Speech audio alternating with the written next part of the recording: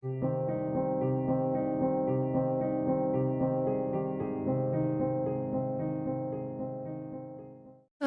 morning students.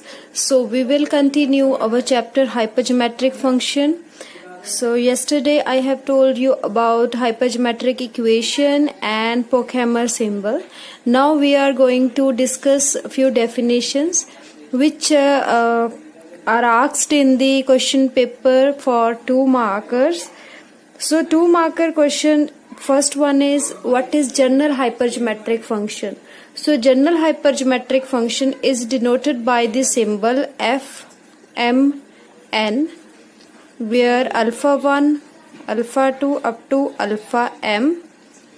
These are the first parameter, first set of parameter, then beta 1, beta 2, beta n, the other set of parameter, and x, which is the variable, and its value is summation r vary from 1 to infinity. Alpha 1 r, alpha 2 r, alpha 3 r, and so on alpha m, because alpha start from alpha 1 and goes up to alpha m. So we write here the Pochhammer symbol of alpha 1, alpha 2, alpha m up to alpha m. And for the second parameter, beta 1 r, beta 2 r, and so on beta n, because beta goes up to n, beta n r. Now x raised to power r upon r factorial as usual. So this is the general hypergeometric function which is written in this way. The second definition which is asked is confluent hypergeometric function, which is written as f, alpha, beta, and x. So this is confluent hypergeometric function which is equal to summation r vary from 0 to infinity alpha r upon beta r x raised to power r upon r factorial. What is the difference between general hypergeometric and confluent hypergeometric function? You can easily see here we have alpha varies from 1 to m. So alpha takes m values, beta takes n value. But in confluent hypergeometric function, alpha has only one value, beta has only one value. So that is why in this summation, in this value, we have only one alpha r and one beta r in the denominator. Now the third one, that is hypergeometric function. Hypergeometric function we generally denote it by 2f 1. You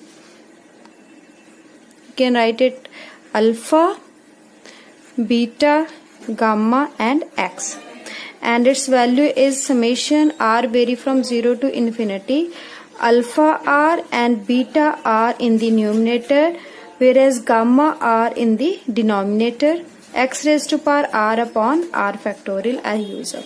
So here alpha and beta, they are separated by comma, and beta and gamma are separated by semicolon. That means this gamma will be in the denominator, alpha, beta, they will be in the numerator. So in this way we can write these 3 definitions which are generally asked in the question paper for 2 marks. Now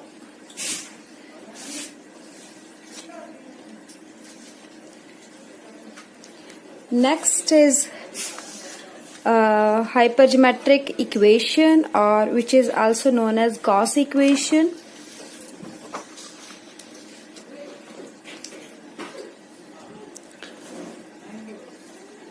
This is Gauss hypergeometric equation. What is this? Which I have already told you, hypergeometric equation is x into 1 minus x d square y upon dx square plus gamma minus alpha plus beta plus 1 into x, and in the curly bracket we have dy upon dx minus alpha beta y is equal to 0. So this is the hypergeometric differential equation, or you can say Gauss hypergeometric equation. So this equation has the solution. Its solution is 2f1. Okay, now its solution is alpha beta gamma x. And what is its value? You have to remember this. This is summation r vary from 0 to infinity. Alpha r, Pochhammer symbol, beta r, gamma r, and x raised to power r upon r factorial. Right? Now we have symmetric property. We have to check whether symmetric property is satisfied for this function. So now the next topic is symmetric property. So what is symmetric property? Symmetric property means if you change alpha and beta, interchange alpha and beta, the value remains same. Is it true in this case? This 2 1 that I have written in front of and behind f, these symbols 2 stand for we have 2 variable, or you can say parameter in the numerator and 1 in denominator, right? 2 1. If it is 1 1, that means you have only one parameter in the numerator. It will be like this. So if we change them, so what is the value of this? 2f1 alpha beta gamma x. This is equal to summation r vary from 0 to infinity alpha r beta r gamma r x raised to power r upon r factorial.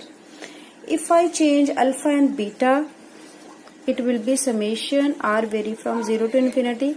If I write beta r and after beta I write alpha r, that doesn't make any difference because it is product of two numbers. The product of two number is always commutative, so we can interchange them. And if we interchange these, so you can say this value is, if beta comes first, so it will be 2 1 beta alpha, and then because gamma in the denominator, so after semicolon we write gamma and then we write the variable x. So if we interchange these alpha and beta, result remains same. That is why symmetric property hold for a hypergeometric function. Now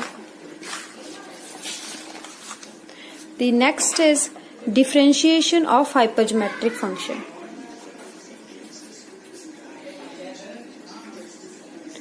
Differentiation of hypergeometric functions. So if we have this hypergeometric function, that is a symbol f, alpha, beta, semicolon, gamma and x. This is our hypergeometric function. If we take the derivative of this with respect to x, we will get alpha, beta, gamma, f alpha plus 1, comma, beta plus 1, semicolon, gamma plus 1 and x. This is what we have to prove here. The differentiation of hypergeometric function means we have to prove that derivative of this is given by this condition. So to prove this, we have f, we first of all we write the definition. So this definition will be used again and again for every property or every proof. So we have to remember this.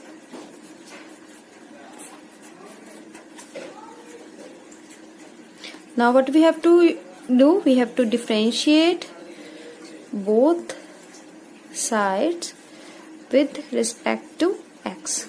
So derivative of this will be d upon dx, f alpha beta gamma x as it is. You can write 2 1 symbol here if you like, otherwise it is okay if we don't write this.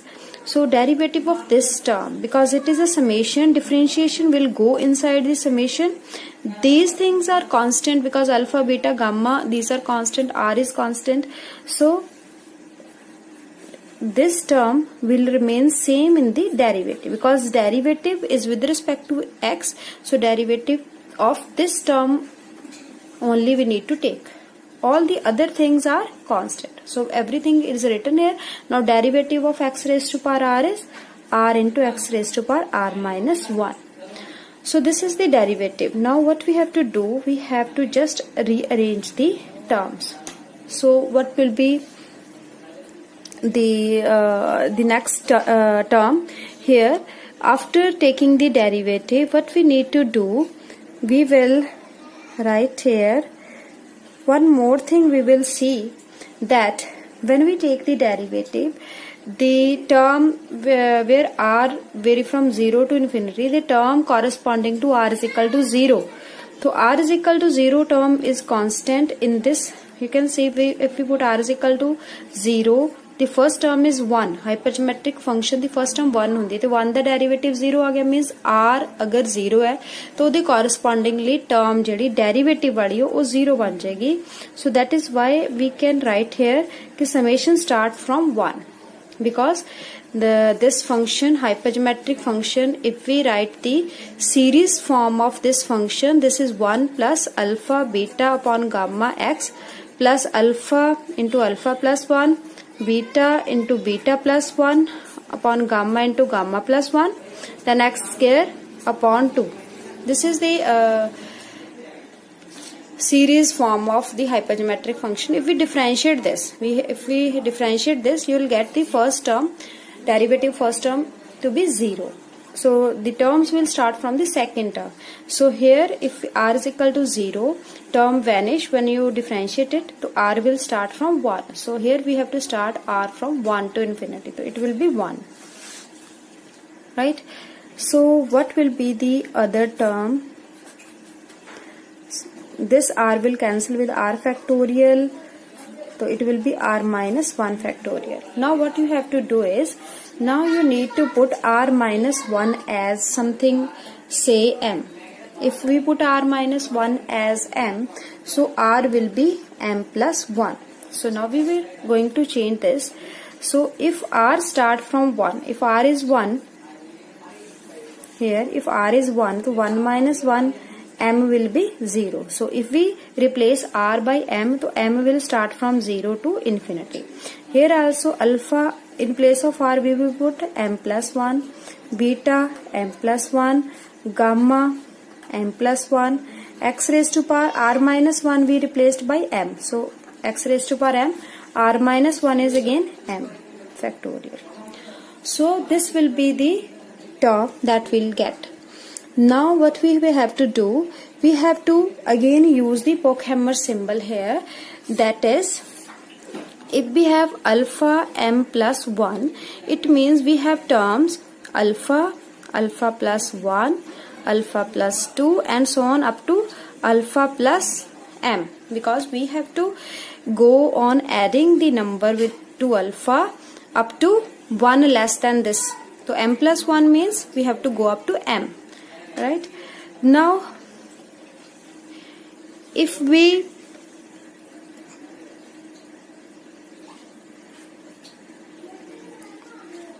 write this as,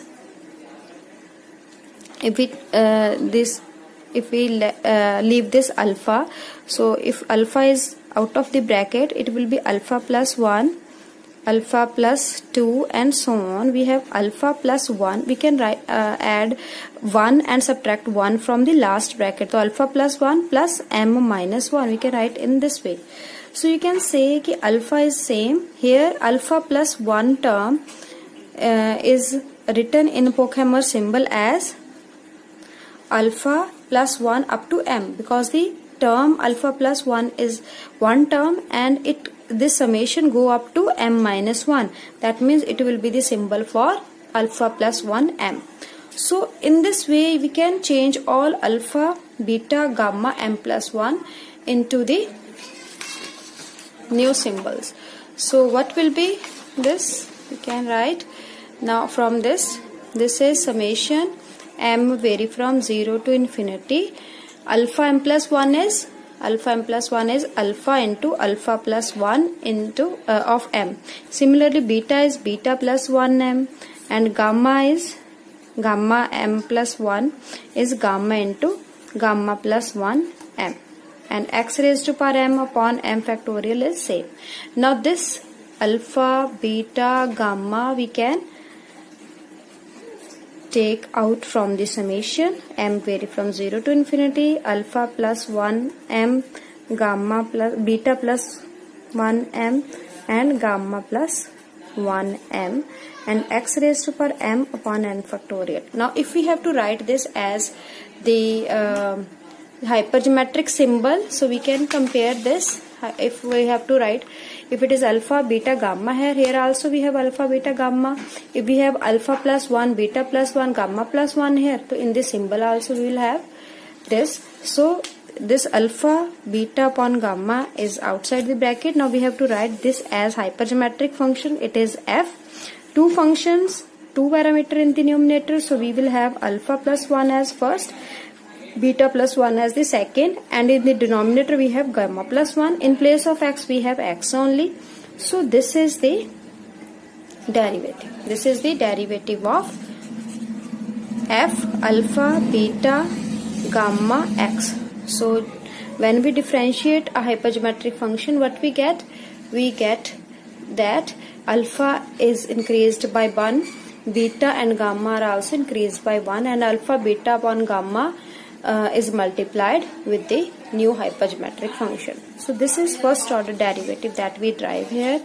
I want you to make notes of all that I have done for you today, and try to understand the concept. If you have any query, you can ask me the questions.